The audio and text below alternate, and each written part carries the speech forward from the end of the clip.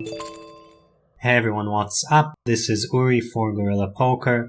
In this video I'm gonna keep going analyzing a few more hands between Llinuslove, the GTO boss who also can throw in an exploit here and there as we saw in the last video, and Stefan11222, the exploit king, who also knows GTO quite well. First hand, we are heads up 50-100, around 100 deep. Llinus raises the button to 245 and Stefan calls, reminding everyone that kind of correct raise sizes 100 deep are going to be anything between 2.2x to 2.6x if I had to guess, and anything out of that range you're giving up theoretical EV, so you should stick to that unless you have a reason not to. Okay, Jack 10-3 two-tone, Stefan checks, and Llinus bets 30% pot. Stefan calls. 30% pot bet from Llinus indicates he thinks he can bet really wide here. He's probably betting hands like ace-king for value, pocket fours intending to check it down, absolutely everything going in there. And against this kind of bet, Stefan should check raise aggressively. But you know, Jack 10-3 is such a good board for the raiser because Stefan will not have pocket jacks and pocket tens or any overpairs. It's just a very strong board for Llinus. Turn queen of clubs, Stefan checks and Llinus overbets. Now, the overbet is generally not used very often on straight completing turns specifically. Let me explain in short. If you want a fuller explanation, you can check out my course about how to improve your red line, which is currently on sale on upswing.com and goes over how overbetting works. But generally, part of the reason you get to make really huge turn bets is that your opponent was supposed to fast play a lot on the flop, and then on the turn you have a big top range advantage.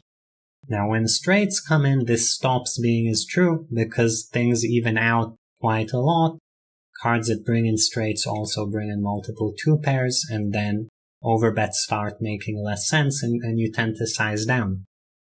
But here specifically, this is the ace-king is a straight board, and Llinuslove is the only one who has 16 combos of ace-king here.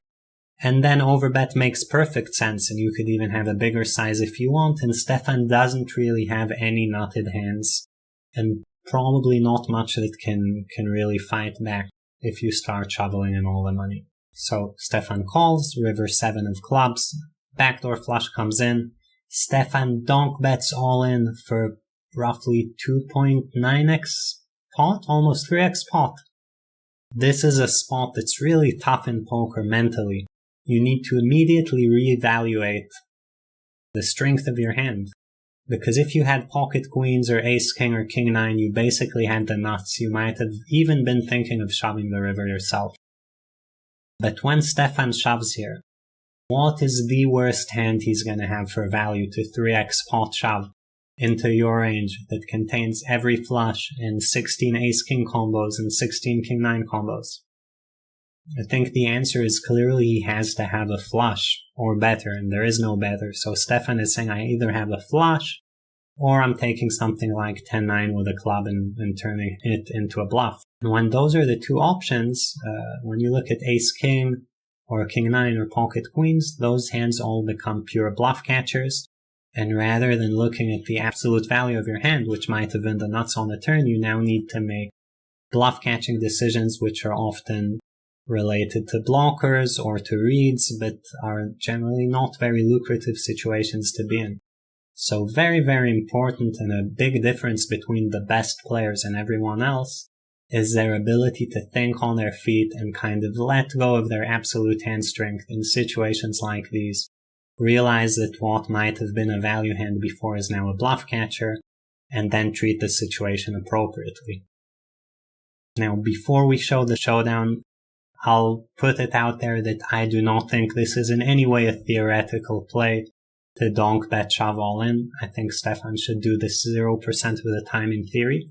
What made him decide to do it in practice? Who knows? Depends, like you'd have to go into his head, right? Does he think Llinus will overfold or overcall, or does he just misunderstand theory? Or do I misunderstand theory, which is also definitely possible. So, Llinus calls, hands get turned face up, Stefan has 10 of clubs, 4 of clubs. For the third nut flush, getting in stacks. If he has an exploitative thought process here, it's probably that Llinus is going to be calling this too much.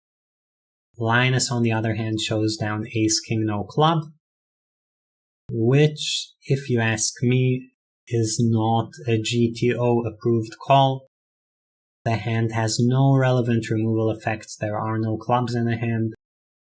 Ace of spades is not working in your favor in any way. King of hearts is not working in your favor in any way.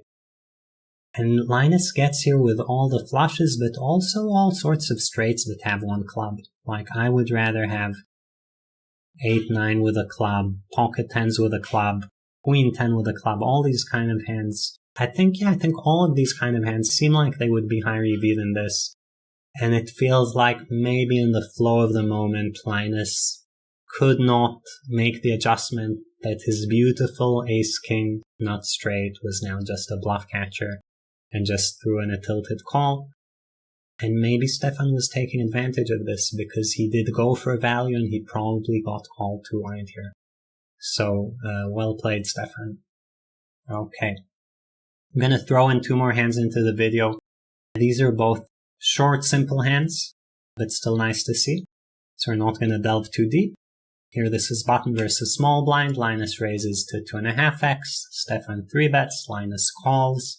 Everything good so far. Note the sizings. Sizings are good. So if you guys don't know how to size, or you size very different than this is a good spot to learn. Ace 10 3 two-tone board. Relatively good board for the 3-better, given it has these 2 high cards, and the 3 is very low. You generally want very high and very low cards. So Stefan bets half pot. Llinus calls.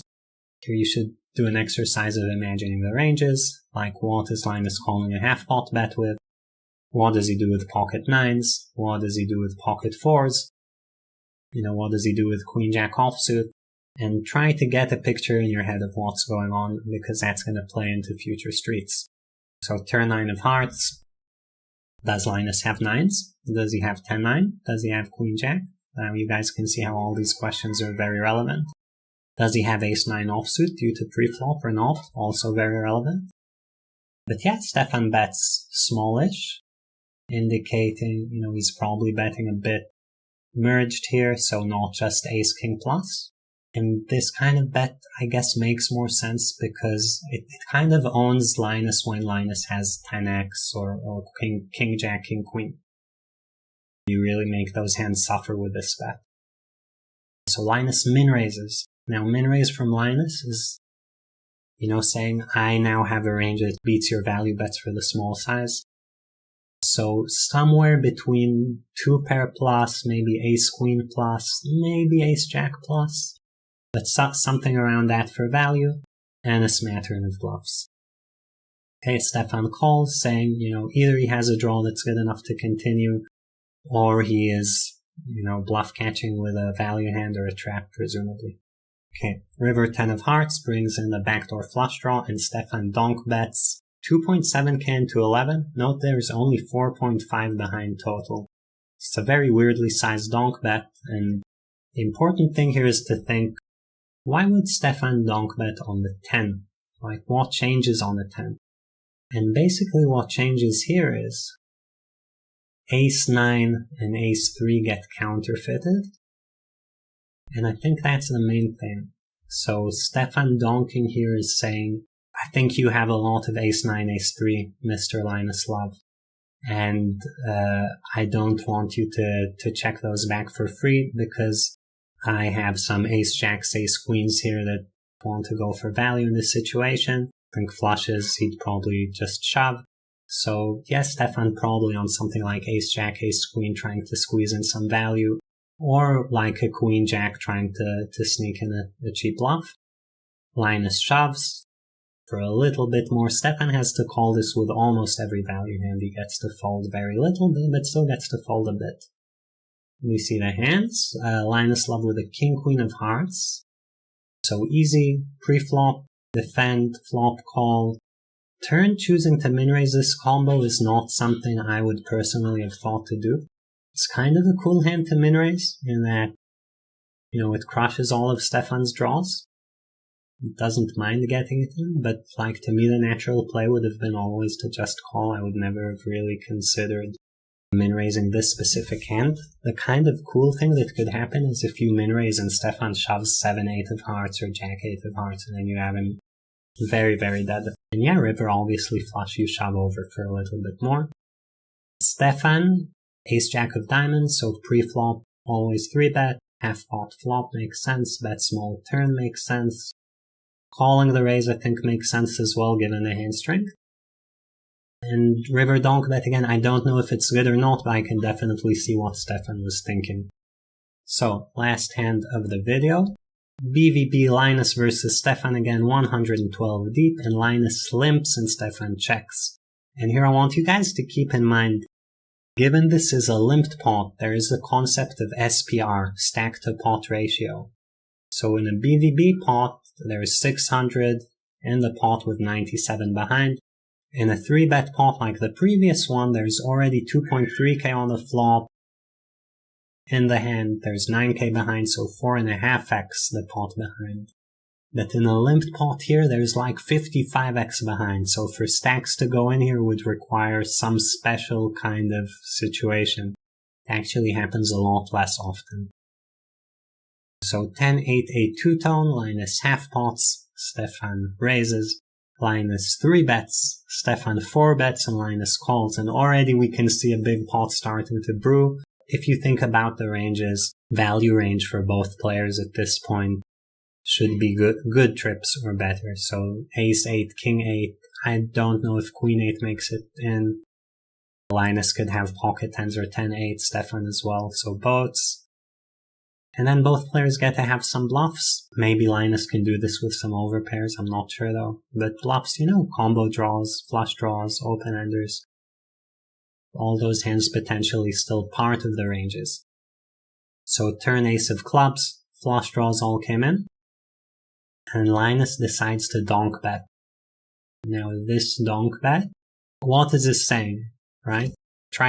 Because out of context this hand looks crazy. But if you go back to the flop, Stefan is the one who put the last bet in.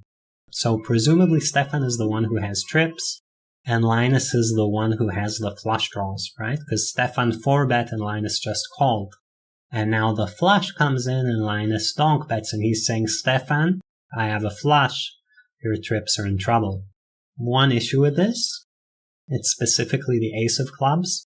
And for Stefan to 4-bet, he can't have just any trips. It has to be fairly good trips. And ace-8, definitely a large part of what we consider very good trips. So specifically the ace of clubs, I'm not sure this is an accurate play from Llinus.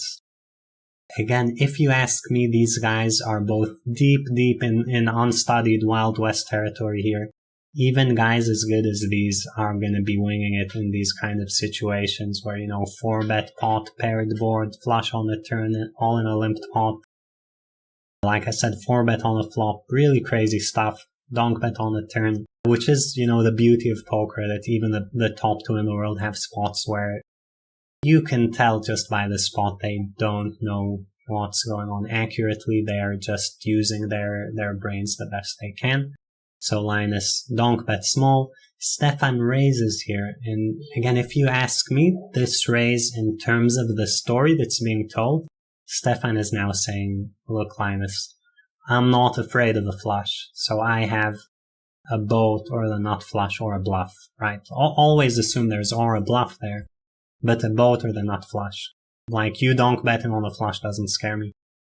And Llinus 3-bets, which is crazy. Right? How do you 3-bet that raise? So Llinus is saying, I don't know what he's saying. I have a boat too. I have quads. Something pretty crazy. I'm actually fairly surprised to see Llinus 3-bet here. But yeah, presumably, if he has pocket 10s, if he has ace-8, I could see these plays. So Stefan calls. River King of Hearts, Llinus shoves for half pot and Stefan calls, and you guys can see how many bets needed to go in order to get stacks in a limped pot. It's bet, raise, 3-bet, 4-bet flop, donk bet turn, raise, 3-bet. Like, really crazy stuff needs to happen to get in stacks. This is not like a 3-bet pot where you go bet, bet, shove. This is a different type of animal. So yeah, Llinus shoves the river, Stefan calls, and Llinus shows king of clubs 8. So trips good kicker on the flop, turns a nut flush draw. He donk bets with a hand, Stefan raises. Up to this point, I can get behind it. So if we kind of scroll back, bet flop, 3-bet versus the raise with your good kicker. You're not folding to the 4-bet. I'm with Llinus so far. Donk betting on the turn. Like I said, I can see how it makes sense from a range perspective, and then this hand can be in there. Stefan raises. After Stefan raises the turn donk, I feel like Llinus is now getting out of line with his hand. I think this is probably in my eyes, right? And obviously Llinus knows better than me, but to 3-bet the turn looks like a big blunder to me. I might be misreading ranges and how wide they are, but this hand doesn't seem strong enough to do this.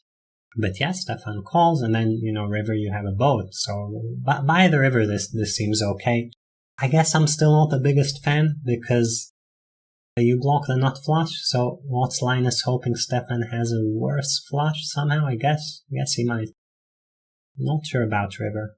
I might go for the check call if I thought Stefan was really messing around, but I can see it. I think river is fine. Stefan, on the other hand, his hand plays itself, trying to get in tons of money on the flop with trips top kicker, turns the boat, raises the small bet because he wants stacks to go in, and this is a limp pot, and then Llinus just does the work for him at that point.